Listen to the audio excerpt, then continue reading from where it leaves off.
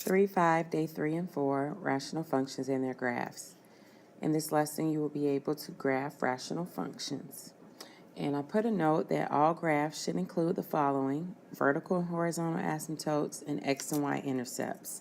So those things will help you to graph your rational functions. So we're going to use everything we've learned so far to help us graph. So in example 1, we're graphing this function, f of x equals 1 over x plus 2 minus 2. And if you notice from the previous lessons, this is in this form.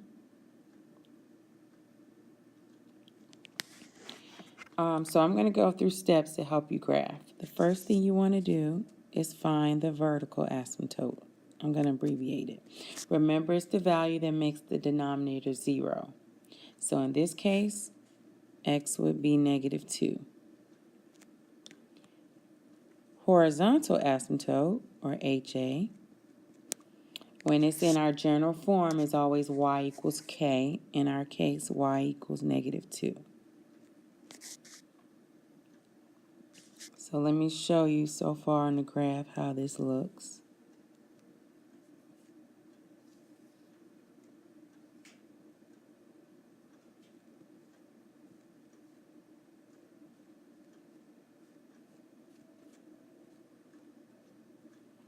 So we have a vertical asymptote at x equals negative 2. And we have a horizontal at y equals negative 2. Okay, moving right along. Step 3, I'm going to find my x-intercepts. So that means that you're going to plug in 0 for y, or f of x, and you're going to solve for x. So first thing you do is add the 2 over, and then you're going to multiply both sides by x plus 2, and then you'll distribute the 2, and then you're going to solve for x. So my x-intercept would be negative 3/2 and 0. And that point would be just negative 1.5. Okay. Then I'm going to find my y-intercept. You're going to plug in 0 for x now. So that'll just leave me with 1/2. And then you get a common denominator. And that's going to give us negative 3/2. So that ordered pair would be 0 and negative 3/2. So I'm going to plot that point. Now, what you're going to notice is on both sides of your asymptote, vertical asymptotes, you're going to see a branch. This is what we call a branch, and you need at least 2 points to make your branch. That's suggested. I mean, you could try to do it one, but it's going to be hard to follow. All right, and then what you do is you have to find your other points to make your graph. Because step 5 is to actually graph it. I'm sorry.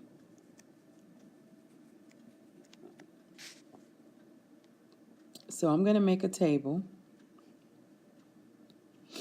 And since I have everything to the right of negative 2, I'm going to pick some values smaller than negative 2. So I'm going to plug in negative 3 and negative 4 into my equation. And here again, this is the equation we're using. And I'll show you on the graphing calculator how this looks. But first you plug in negative 3. And if you plug in negative 3, you're going to end up with negative 3.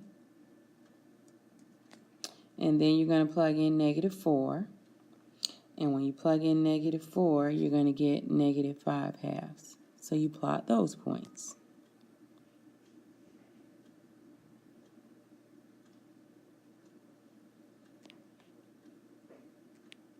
And see, it should be symmetrical. And there's your graph.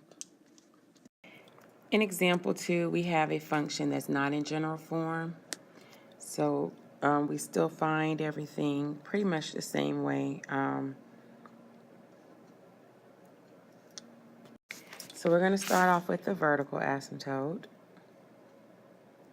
And remember, it's the values of x that would make your denominator 0. So what I'm doing is factoring the denominator. And if you notice, we have two vertical asymptotes, x equals -3 and 3. And then for my horizontal, it would usually be y equals k, but it's not in our general form. So the next thing we do is look at the degrees. And if you notice, the degree in the numerator is exactly the same as the degree in the denominator. So when this is the case, is y equals your leading coefficients, which is 4/1. And I always simplify that to y equals 4. So far, for our graph,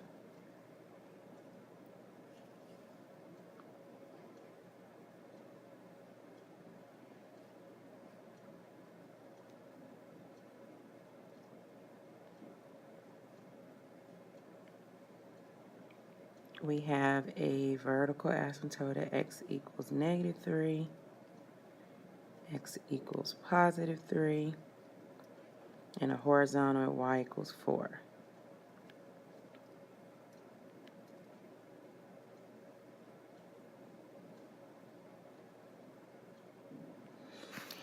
Okay, so then we proceed to find our x-intercept. Remember, you set your f of x or y equal to 0,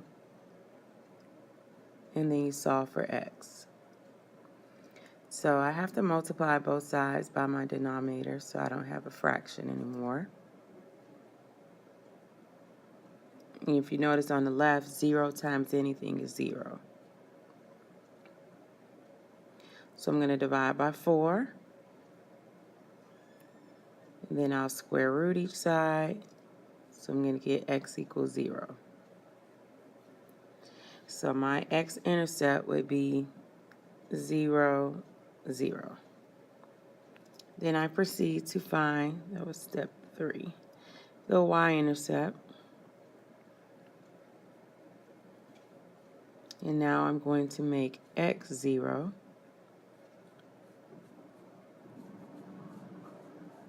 All the x is 0. And I'm going to get 0/-9, which is still 0. So my y-intercept is also 0, 0. So remember, step 5 is when we're going to actually graph it. Now, because we have two vertical asymptotes, we're going to actually have 3 graphs. And what I would suggest is you're going to have 2 points on each side or each end, because that's going to make your branch.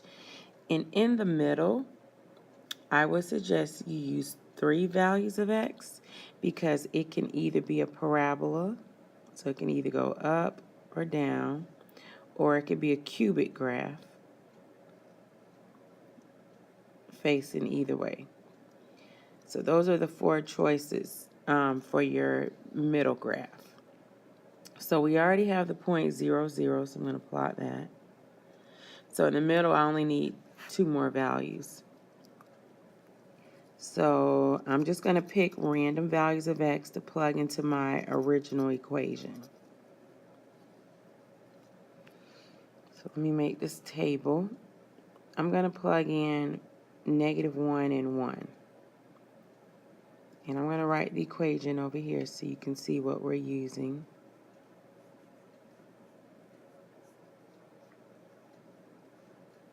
So if I plug in 1 or -1 for both x's, I'm going to get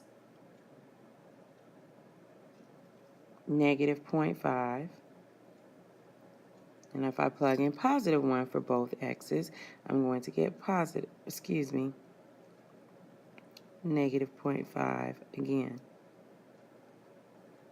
So I'll plot those points.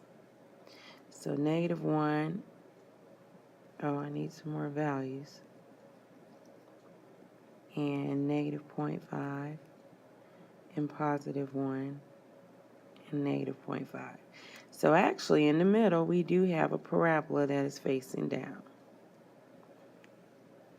Okay, so then you proceed to your left and your right to make your branches. So I'm going to make a table for my left side and a table for my right. Let me erase these numbers so that we don't get confused. So I'm going to plug in -4 and -5 on the left side. And I'm going to plug in +4 and +5 on the right side. So you're going to do the same thing, plug those values in your equation, this equation right here, and get the y values. And it may be better if you have a decimal. So I'm going to plug, when I plug in -4, I get 9.14. And when I plug in -5, I get 6.25. And then on my right side, I plug in 4, and I get 9.14. And for when I plug in 5, I get 6.25. So I'm going to plot those points. So -4 and 9 will be up here somewhere. And then -5 and 6.25. So that branch will be going this way. Then the other one should be symmetrical.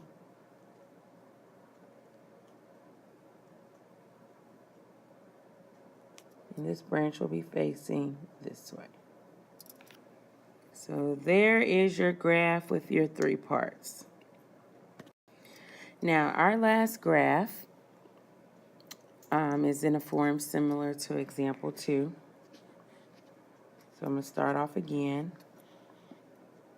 Finding my vertical asymptote is the value that makes my denominator 0, which is x equals 0. My horizontal, I look at the degrees and I notice the one on the top is larger than the one on the bottom, which means there is no horizontal asymptote, which means we're going to have a slant asymptote. So our asymptote would be slanted going this way or slanting down. So to get your slant asymptote, you have to use long division to actually find it. So you have to divide the denominator into the numerator. And notice I'm missing an x term. So you have to put a 0 there. And I'm missing a constant term, so I have to put a 0 here. And so you divide. X into x squared goes x times, then you multiply.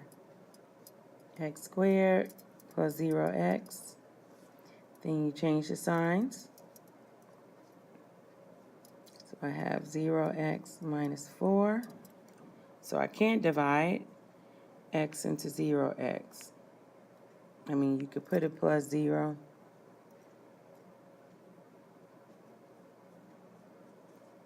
But that leaves you with the remainder. Now, when we do this, we're only concerned about this divisor here. So your slant asymptote, and it's always y equals x plus 0. So when you graph that, you're actually graphing in a slope-intercept form.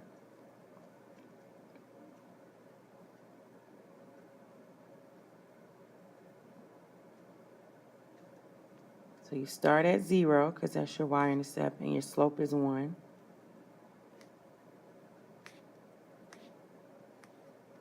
So see how my asymptote is slanted now. Okay, then you're going to find your x-intercept. So I'm going to plug in 0 for y. And I'm going to solve for x. So remember, I have to get rid of this fraction.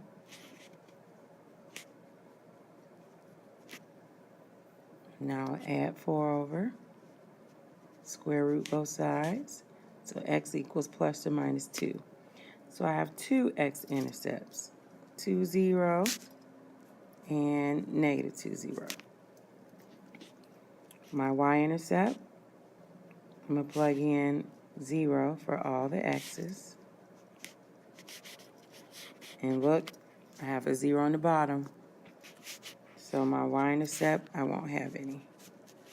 So I'm going to plug or plot 2, 0, and negative 2, 0. Now I only need one more point on each side. Oh, I forgot to graph my vertical asymptote.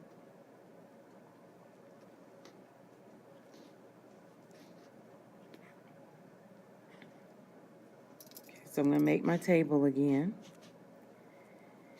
And I need a number smaller than 0 and larger than 0 because 0 is my vertical asymptote. So I'm going to use negative 1 and positive 1. And I'm going to plug it into my original equation. I'm writing it over so you can see it. So if you plug in negative 1, you're going to get positive 3. And when you plug in positive 1, you'll get negative 3. So you plot those 2 points. So negative 1 and 3. And you have to bend your or curve your graph towards the two asymptotes. And then positive 1 and negative 3.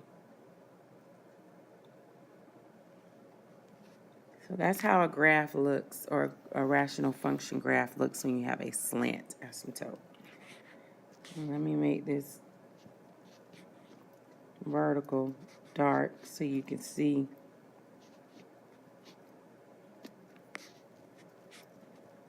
how the graph looks.